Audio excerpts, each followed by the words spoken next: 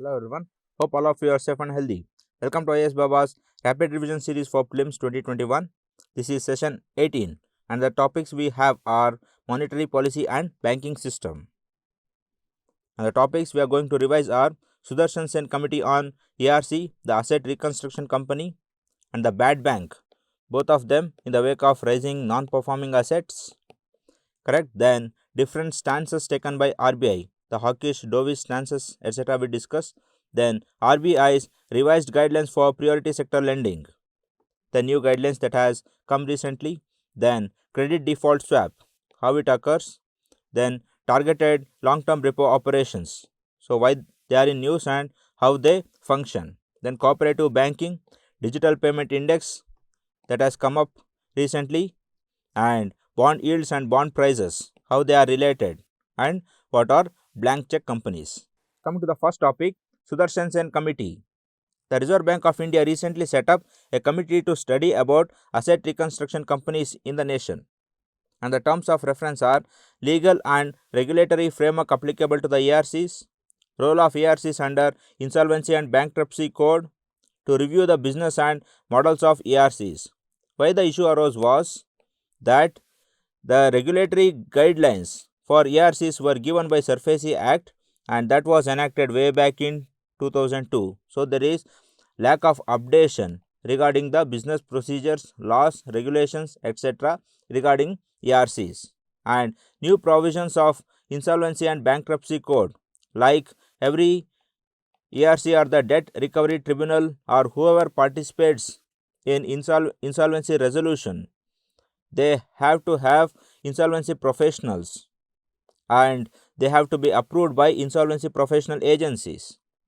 Such incompatibilities are hindering the functioning of ARCs, and RBI has rejected several reconstruction proposals made by many ARCs. One such example was UV ARC Limited's resolution plan for Aircel.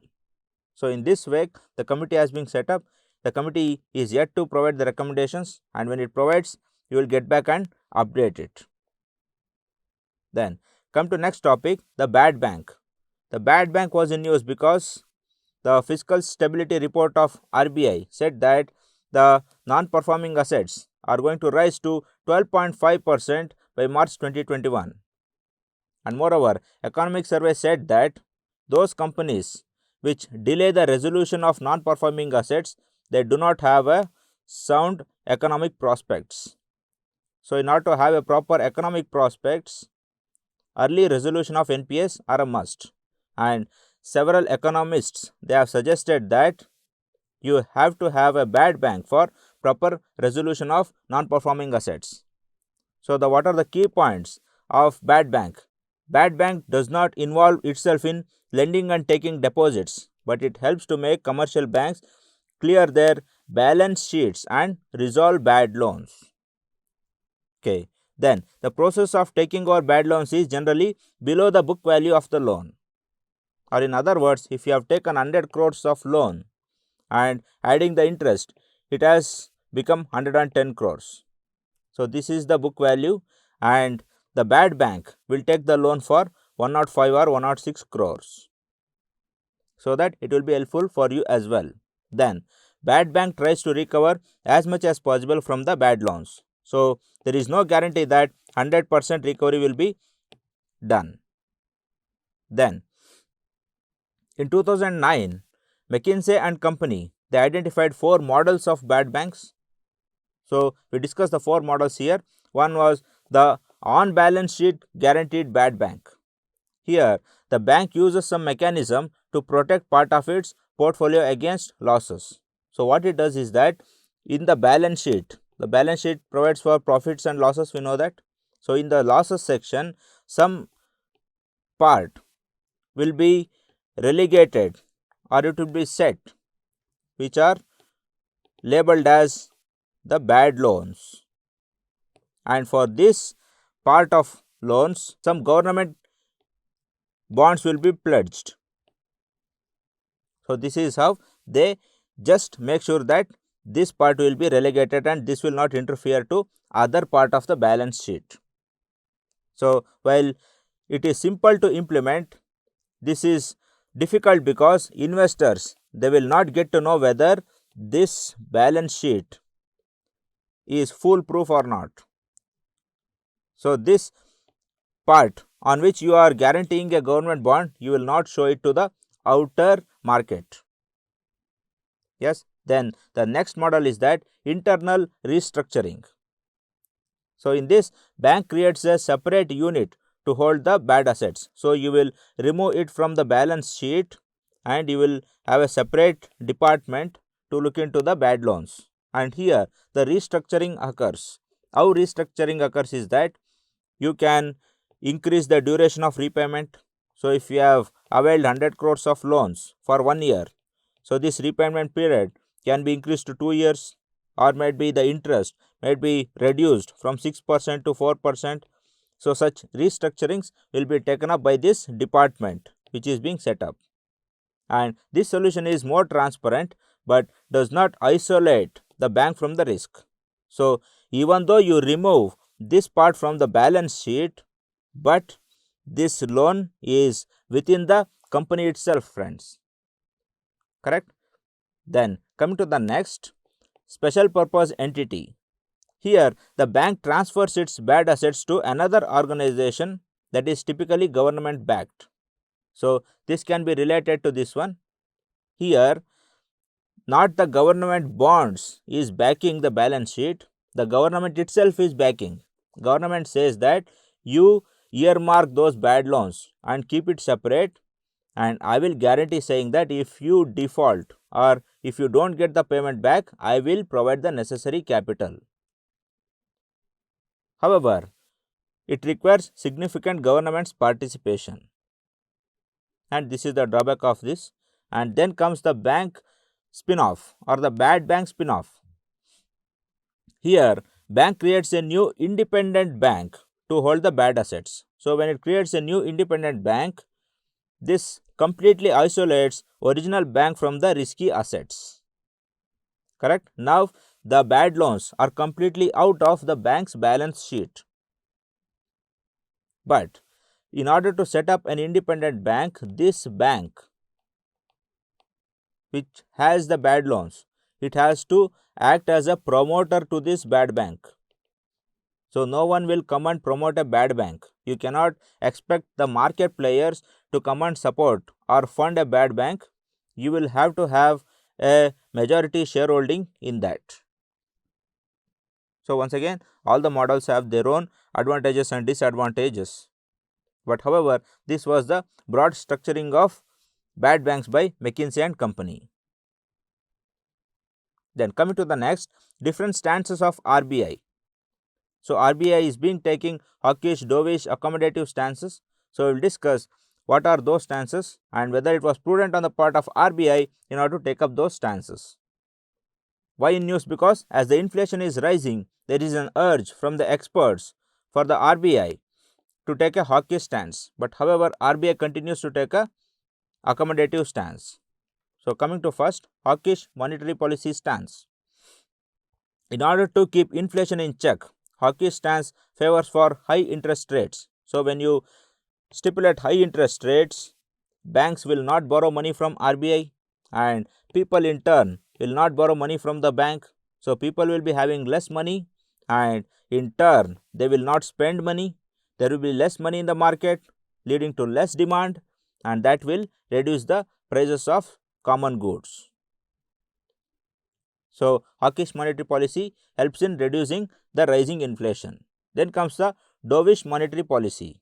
In this policy, the central bank suggests for lower policy rates. So when you reduce the policy rates, so the interest will be less, banks will borrow more and more from Reserve Bank, and people will borrow more and more from bank. And when this happens, more money will be supplied into the economy and demand increases and price automatically will increase. Then comes accommodative monetary policy stance. So this is more suitable for stagflation kind of tendencies. So what is stagflation, friends? There is both stagnation and inflation. So RBI is in a catch-20 situation here. For removing the economy from stagnation tendencies, it has to infuse money, correct? But however, if it infuses money, it leads to inflation. So now what the central bank does is that it takes an accommodative stance. It says that I can take up non-cyclical operations and I can change the stance in the middle as well. In other words, RBI provides monetary policy once in 2 months. So in between, I can change my stance if I am saying that I am going for an accommodative policy stance. So when RBI says in April that it is going to take accommodative monetary policy stance, it is akin that after 15th of April, if needed, it can take hawkish stance, and after 15th of May, it can take dovish stance. So this non-cyclical approach, in the middle of this bi-monthly period, it can take up any kind of stances if needed. So accommodative stance provides flexibility for the RBI. Then comes the neutral policy stance. Here, the policy rates are neither increased nor decreased and they are kept unchanged. Yes, so a simple concept, not so difficult. Then come to next, revised guidelines for priority sector lending. So RBI came up with the revised guidelines for PSL. So what are PSL? PSL or the priority sector lendings are those lendings which are given to the sectors like agriculture, landless laborers, the cooperative banks, affordable housing, education, etc. So for these, cheaper loans on a priority basis should be given so that they will grow and develop.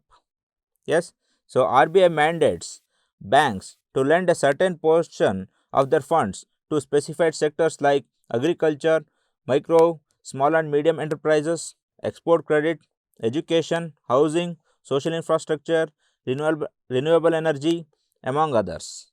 So all scheduled commercial banks, they have to have 40% of their adjusted net bank credit to be earmarked for the PSL. So what is adjusted net bank credit?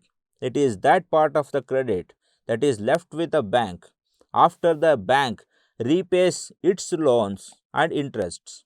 We know that even the banks will borrow money.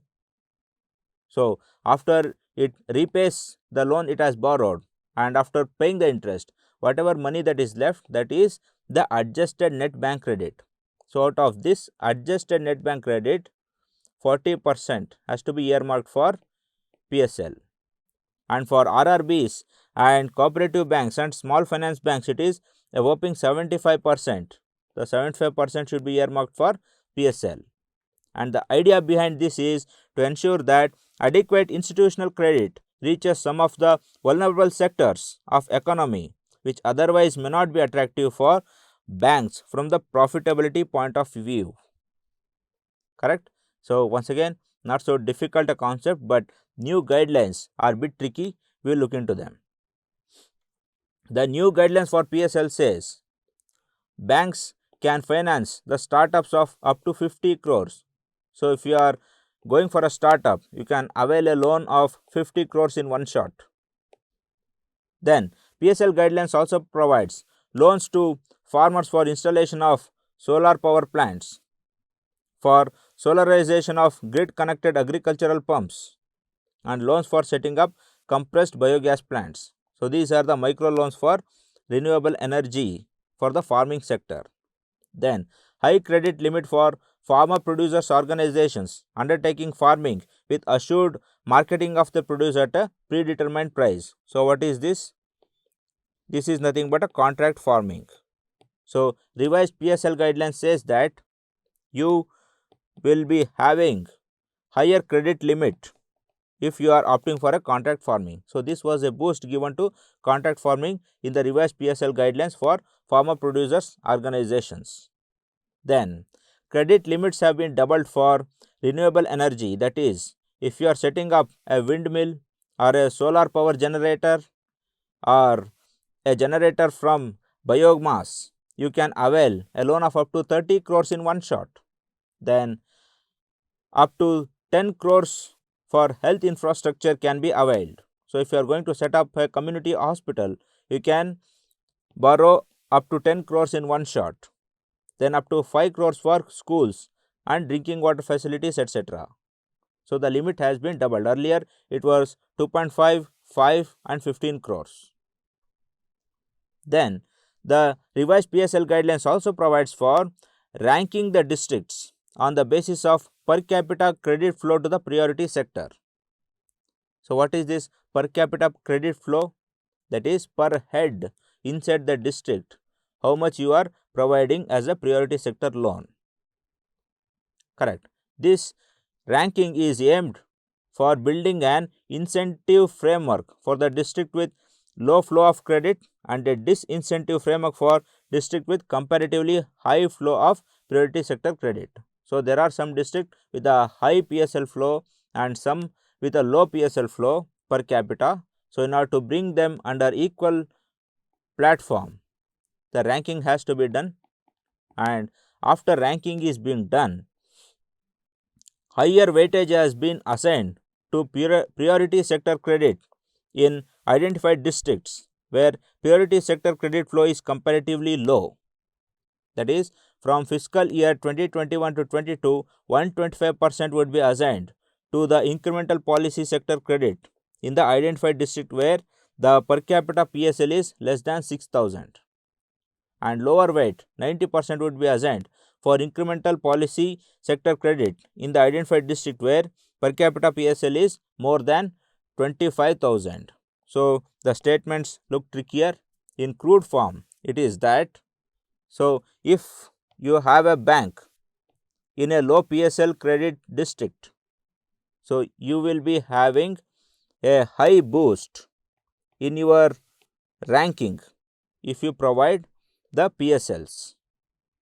And if your bank is in a district with low PSL credit, and if you have a bank in a district with high PSL credit, that is more than 25,000, so even if you spend more in the PSL, you will get only a 90 percentage points boost. So friends, there are various ranking of banks on the basis of efficiency. We have rank 1, rank 2, rank 3, rank 4 banks, and in these banks, on the basis of several criteria, the ranking has been set. So these criteria are given various weightages. There will be fit and proper criteria, there will be paid up criteria, there will be used up capital criteria. So these criteria will be given various weightages, and this priority sector lending is one of the criteria. And in this criteria, 125% is provided for low PSL offtake district and 90% for high PSL offtake district. So this is a crude thing, so not so complexity is involved here. So only thing is that in order to bring up the PSL in the low PSL offtake district, the weightage is increased. We don't know to what extent it will be implemented. We move on. We take up a snapshot of the revised PSL guidelines. So 40% allocation in the adjusted net bank credit for domestic commercial banks and foreign banks, and for regional rural banks and small finance banks it is 75%, and when it comes to agriculture sector, 18% is being fixed for all the banks, correct. And then in the micro enterprises, 7.5% is fixed for all once again, and when it comes to weaker sections, so 15%, 12% and 12% is being fixed. However, there are some changes that for small and marginal farmers target, the target is not fixed, rather it is varying. It is varying that by 2021 it would be 8% and it would increase from 8, 9, 9.5 to 10 by 2023-24. And for weaker section, the target is again not fixed, it will gradually increase from 10 to 12% step by step. Okay, got it? This is the revised guidelines for priority sector lending. We will memorize the facts and move on. Then come to next, credit default swap. So this was in news because RBI issued draft guidelines for derivatives trading in credit default swaps. So what are these credit derivatives? So what are these credit default swaps? Friends, let me consider that I am having a PF company, Provident Fund company. So I have some 1000 crores which belongs to teachers' pensions or teachers' provident funds or something else. So now a company A approaches me saying that give me 100 crores for loan and I will give you 10% interest. But I know that this company A doesn't have a market credibility. There is no guarantee that it will repay promptly. So I will ask him a security. Now what he does, he contacts another company, might be a good company like Tata Groups, which has high market credibility, and A approaches Tata Groups and says that, so give me security for this loan. So now what Tata Group does is that it provides a bond to company A and it says that in return to this bond you give me 1% interest, and this bond A will attach to this loan application and he will apply for the loan. So now I will provide him the loan on the basis of this bond that is pledged by Tata Group.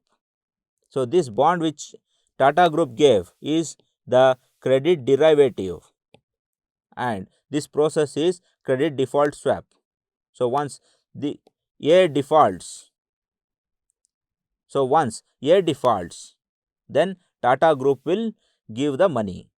So this is how the credit default swap occurs, and this is how the credit derivative comes into picture. Now coming to some of the guidelines.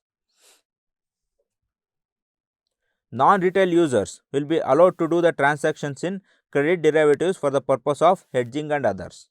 So friends, we know that hedging is highly risky business.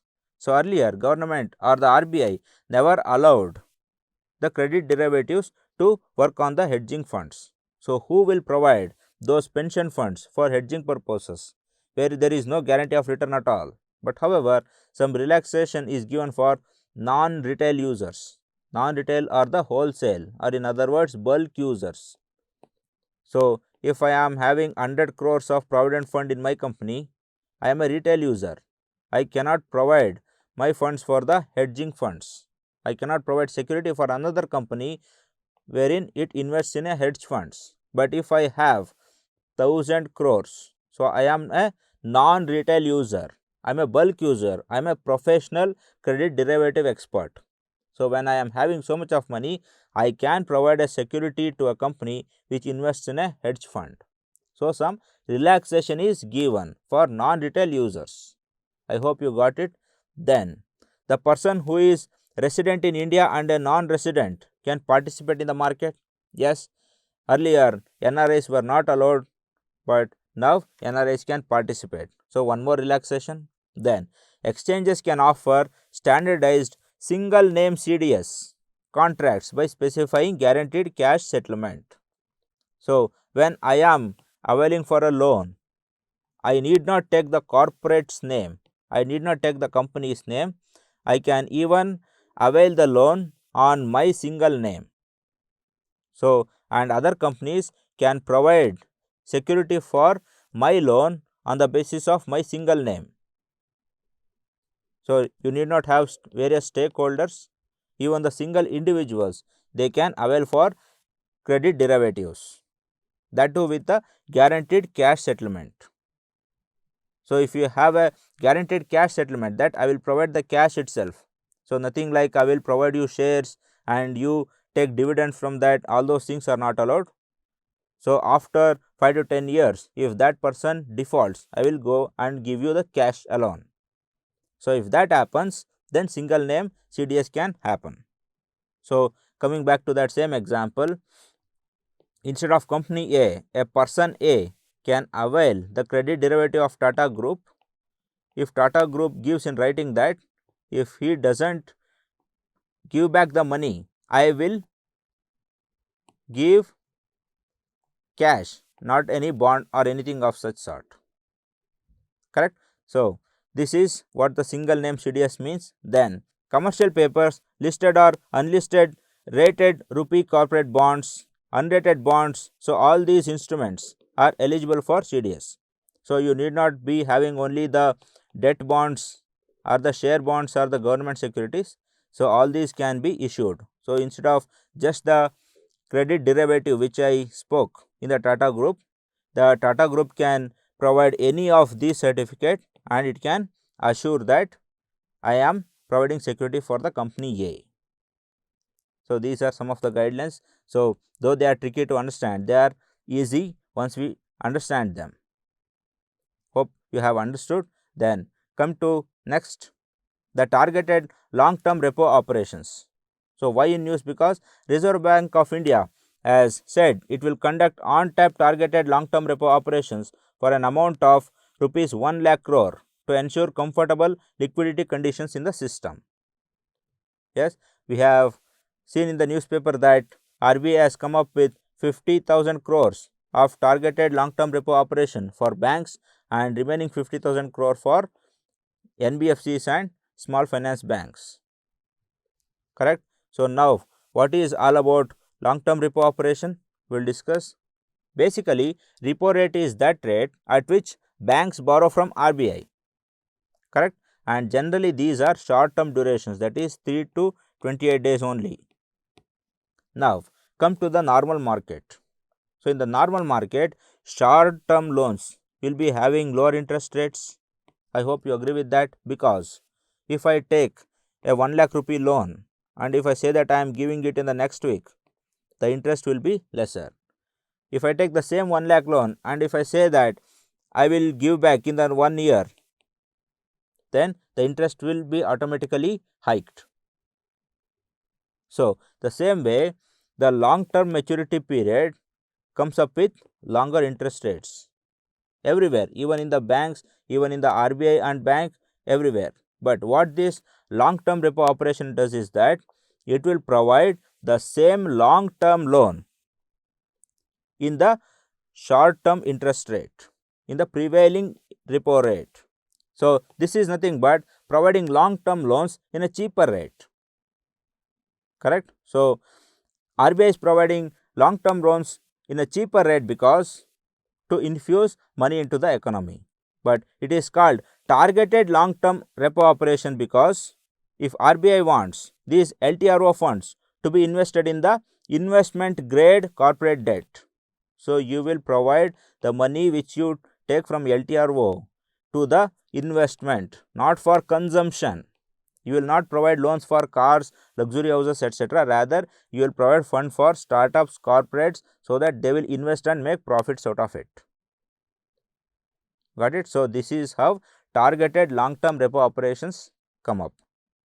Targeted because you will provide only for the construction purpose, and long term because you are providing long term loan with the short term interest rate. Correct? I hope you have understood this. LTRO operations are intended to prevent short term interest rates in the market from drifting a long way from the policy rates. So if you don't have long term operation, what happens? Even the long term borrowers, even the corporate borrowers will rush for the short term borrowings. So if you don't have long term borrowing facility, you will rush and there will be more competition in the short term. So we know that short term borrowing is having variable interests. So once the competition rises, this interest rate will hike a lot. So this starts deviating from the normal repo rate. So if you have a LTRO operation, these long term borrowers, they will have a separate window, competition reduces and the interest rate will be in compliance with the repo rate. There will no hike in the interest rate. And then LTRO or TLTRO will enhance liquidity in the banking system. Yes, we are providing cheaper loans, therefore liquidity will be increased. Since the interest rate is comparatively low, there will be downward pressure on the short term lending rates. So when we provide long term loans with the cheaper interest rates, the competition will be reduced and therefore there will be downward pressure in the short term rates. Then, and it will result in slightly easy monetary policy. Yes, because we are infusing more funds. Then LTRO will also help in bringing down yields for short-term securities in the bond market.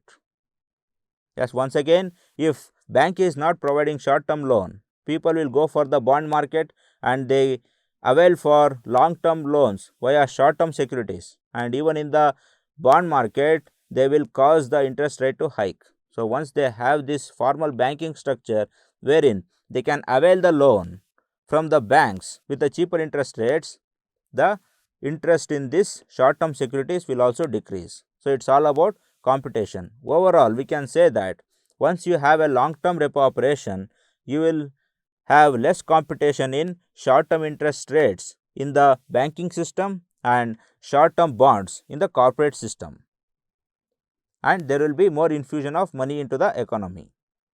I hope you have understood. And then come to next topic, cooperative banking. So this was in news for many times, and RBI is also considering amalgamation of district central cooperative banks with the state cooperative banks, because many DCC banks, they are going bankrupt. In order to avoid that, RBI is taking this step. So in that context, we will take up some key points of the cooperative banks. State cooperative banks and DCC banks are registered under the provision of State Cooperative Societies Act of the state concerned and are regulated by the Reserve Bank. And powers have also been delegated to NABARD under section 35A of the Banking Regulation Act to conduct inspection of state and central cooperative banks. So now there are three players: state, NABARD and RBI. Yes, this is causing the lack of unity of command, and due to multiple commands, the cooperative banks are suffering from delays, populism, etc. And then the primary cooperative banks are the subset of the cooperative banks and also referred to as urban cooperative banks, and cater to the financial needs of customers in urban and semi-urban areas. And urban cooperative banks are primarily registered as cooperative societies under provision of either the State Cooperative Societies Act of the state or Multi-State Cooperative Societies Act. That is, if a cooperative bank is working in 2 to 3 states, it will be registered under Multi-State Cooperative Societies Act. But if it is working under one state jurisdiction, it will be registered under State Societies Act. Then, though the banking regulation came into force in 1949, the banking laws were applicable to the cooperative societies only in 1966 through an amendment to Banking Regulation Act. So because of these delays, because of several players, the cooperative bankings are working inefficiently and there is duality of control over these banks. RBI controls banking sector and general management is controlled by the state government or the district administration. So because of this, various cooperative banks are suffering and government should take up necessary steps in order to cater to all these problems.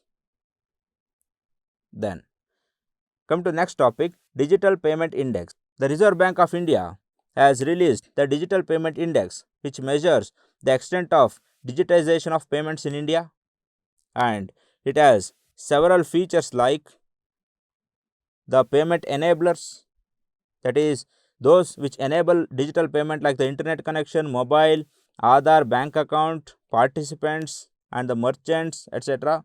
Then payment infrastructure from the demand side, that is from the customer side, that is possession of a credit card, debit card, then prepaid payment instruments, FASTags, etc.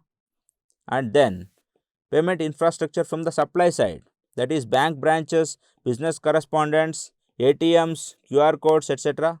Then payment performance, that is digital payment system by volume and digital payment system by value and unique users, then paper clearing, that is clearance time, and then currency in circulation, cash withdrawals, etc.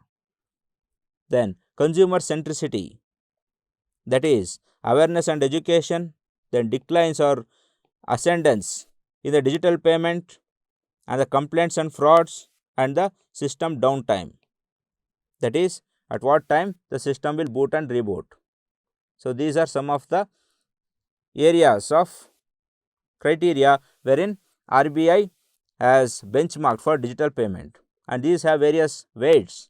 So payment enablers, they have 25%, payment infrastructure demand side 10%, and payment infrastructure supply side it has 15%, payment performance 45%, and consumer centricity 5%. So we will remember the highest payment performance, the least consumer centricity. Yes, and RBS DPI, the Digital Performance Index, has been constructed with the March 2018 as the base period. That is, whatever increase or decrease you take up in the digital payment, you will be compared from March 2018 onwards. And the RBS DPI shall be published on a semi-annual basis from March 2021 onwards with a lag of 4 months.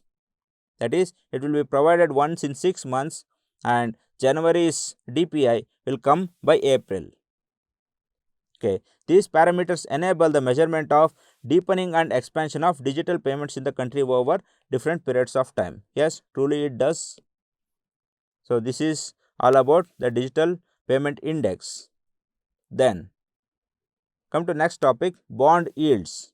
So why in news? Because RBI has been aiming to keep bond yields lower, as that reduces borrowing cost for the government. Correct, friends? Bond yields and bond prices, they have a tricky relations. So they are inversely proportional. Once the bond yield rises, bond price decreases. So how does it happen? It happens like, for example, I am a company and I have provided a bond with rupees 100, and I am guaranteeing a 10% of yield. So this is my bond price and this is bond yield. Correct? Now assume that there are many people in the queue to purchase the bond of my company or the share of my company. So they will hike the price. So one says that I will pay 100 rupees and take this bond. Other says I am ready to pay 110 rupees. One more says 120, 130. So this bond price is hiking due to competition. So now what I do? In order to gain more profit, I say that this bond I will give it in 9%. So even then, if the competition is there, I reduce it to 8%. So now, as the competition is increasing, I am reducing the yield. As the price increases, yield reduces. Now take another situation. I have pledged the same bond of 100 rupees and 10% interest rate, but now no one is coming to buy this. So now what happens? I increase the bond yield by 1%. So I try to attract the people. So people say that I am ready to pay only 50 rupees, not more than that. Then I increase it to 12%. So likewise I try to attract. So when the price is decreasing, yield goes on increasing. So they are inversely proportional. And so is with the market. So we have spoke that when the bond price is increasing, market is also hiking. So this is a bullish market. In a bullish market, bond yield will be decreasing. Yes, and in a bearish market, this is a bearish market and the bond yield is increasing. Yes, the same is the thing here. That is, bond yields are inversely proportional to the equity market. So in a rising equity market, bond yields will be decreasing. In a reducing equity market, the bond yields will be increasing. But however, bond prices are directly proportional to the equity market. We have discussed that in a bullish market, bond prices will be hiking, and in the bearish market, it will be reducing. Then the cost of capital and bond yield. A rise in bond yields raises the cost of capital for the company. Yes, now I am a company, I want to borrow money, and now if the bond yield is increasing, so I will have to pay 10%, 12%, 13% for the same money. Now the cost of my capital is increasing. This increase is mainly for the borrowers. So this is the relation between cost of capital and the bond yield. So when the bond yield is increasing 10 to 12 to 13, my cost for loan is increasing. Then the bond yield and foreign portfolio investments. So traditionally, when bond yields rise in US, FPIs move out of Indian equities. Yes, it is obvious that when US is providing 12% or 13% of interest rate, no one will stay in India for 8 to 9% of interest rate. So they will move out. And moreover, US companies' shares will be having more name and fame and security compared to Indian shares. So that is why wherever there is hike in the yield, there the FPIs will move. So these are various relations in the bond yield. So these are helpful in tackling conceptual questions, and I hope you have understood. We will move on. The next topic is the blank check company. So this blank check companies were in news because several newspaper opinions, they said that blank check companies are looking to India for next wave of targets. So in this context, blank check companies will be important. So what are they? They are also known as special purpose acquisition companies, and this SPAC is an entity specifically set up with an objective of acquiring a firm in a particular sector. So what is my business is to acquire a company. So the aim of this SPAC is to raise money in an initial public offer. So I will offer the initial public offer, and at this point of time I don't have any revenue. So in spite of me having no business, no revenue at all, I am providing my shares and offering an IPO. So that is why I am called the blank check company. And if you have trust on me, if you have trust on my promoter, if you have trust on my shareholders, you will invest it. And once the money is raised from the public via IPO, it is kept in an escrow account, a joint account, which can be accessed while making acquisition. So once you give me the money, I will not take it, but it will be in a joint account. So up to that extent, your money will be secured. Yes, then if the acquisition is not made within 2 years of IPO, the SPAC is delisted and the money is returned to the investors. So this is all based on heuristics. So I have no revenue, I have no business, but I am coming up with IPO. But there is no risk for your money because it will be kept in a joint account.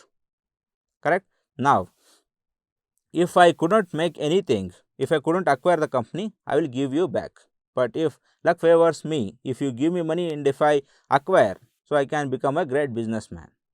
So this is how the special purpose acquisition company works. So we have discussed good number of concepts, friends. So use them. And lastly, friends, good, better and best will not be at rest until good is better and better is best. So always try to give the best, all the very best. Good luck, friends.